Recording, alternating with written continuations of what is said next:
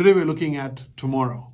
We're looking at how to prepare ourselves for tomorrow. What kind of day was it for the disciples as they, I can't imagine what went through their hearts and minds, gutted from the time Jesus was taken away from them, then what all Jesus had gone through. You see the scripture where they stood afar, they watched everything that had happened, and now Jesus has actually died. He's actually been buried, and he's actually gone.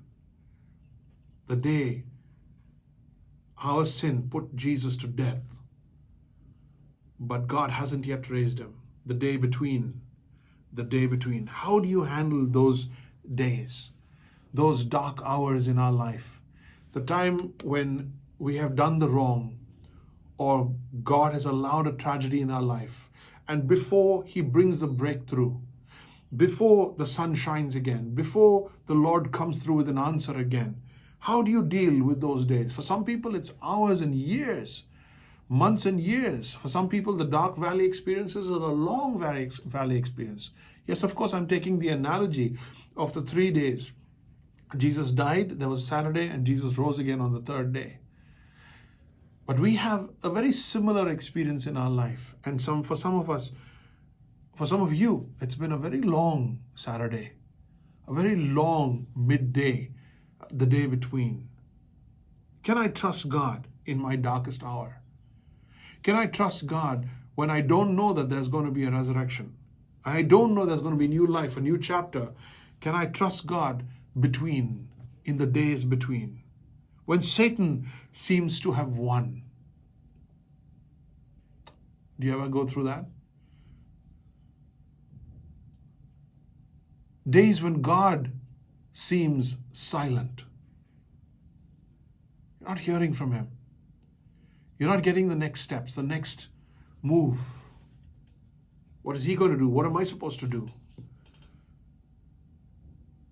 When you can't see what's next, you can't see the way. You can't see the way ahead. And fear seems to take over. I mean, faith is there, but what you're feeling most strongly is fear.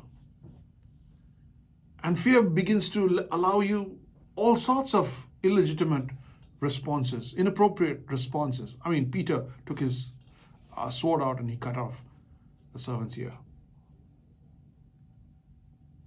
Luke chapter 24, verse 7, just one verse. Luke chapter 24, verse 7. Let me take you there. These are the latter chapters of all the Gospels where you see the account of the crucifixion, the resurrection, etc. We should be well familiar with these passages. Luke chapter 24, verse 7 says this. Jesus had said to them, these are his words, that the Son of Man must be delivered into the hands of sinful men and be crucified, and on the third day rise again. The Son of Man, that's his messianic title for Christ in the flesh. The Son of Man must be delivered. So it's going to look like defeat. Into the hands of sinful men. Not a holy God, into the hands of sinful men. So there's sure uncertainty there. You can't trust sinful men, can you? He will be crucified. The worst case scenario will come about. The worst thing that could happen will happen. He will be crucified. And on the third day, when the worst people and the worst case scenario has all happened, on the third day, there can still be a resurrection. God can work through anything. Things can get as bad as they could get. And God can still bring a resurrection out of that. When Satan seems like he's won, God is not done yet. When God seems silent, the story is not over. When you cannot see the way ahead, it doesn't mean there isn't a way ahead. In fact, a new way is just beginning. So I will trust God in my darkest hour. Say it with me. I will trust God in my darkest hour. I'm not going to base my faith and my actions on what I see or don't see. I'm going to base my faith on what God has said. For the Son of Man will be delivered to sinful men, and he will be crucified. We knew it was coming. We knew it was coming. The disciples knew it was coming, but in their darkest hour, what do? And on the third day, he will rise again.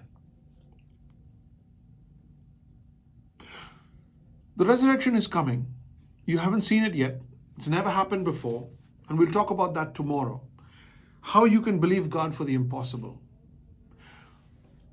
But where there's a death, there's a resurrection. And when Christ went to the grave on a Saturday, what could possibly have gone through the minds and hearts of the disciples? What would they have thought, prayed for, struggled with, talked about in their darkest hour?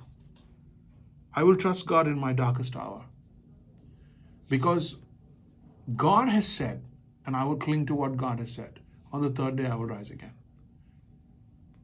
I mean, in our lives, He has said, in this world, you will have problems. You will have trials and tribulations. But don't worry, I have overcome the world. He has said, darkness will turn to light. He has said, mourning will turn to dancing. He said He will finish this. He said, the day will come after the night. I will go back to what God has said. I will go back to His promises. And what I know to be true, in my darkest hour, I will cling to the words of God. That is why God comes to us through a voice and not through a vision. God comes to us through a voice and not through a vision. We listen for the Master's voice. We listen for His promises. Tomorrow when you join me, we will bring this 40-day journey to a climax. And we will talk about how we could believe God for the impossible as we consider the resurrection of Jesus Christ. Not only a promise, but it actually happened. Today, I think back the last 3 days. I will trust God when I feel defeated, abandoned, betrayed. You remember that one?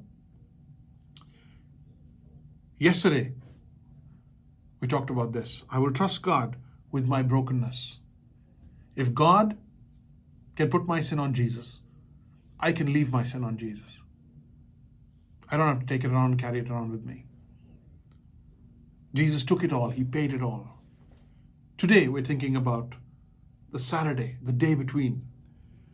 I will trust God with my darkest hour. I will stay focused on what I've heard to be true, what God has said to me. And I'll wait it out, because He shall turn my mourning into dancing. He will turn my darkness to light. He is the one who will rise again. The sun always rises again. Join me tomorrow as we bring this to a close. Thank you so much.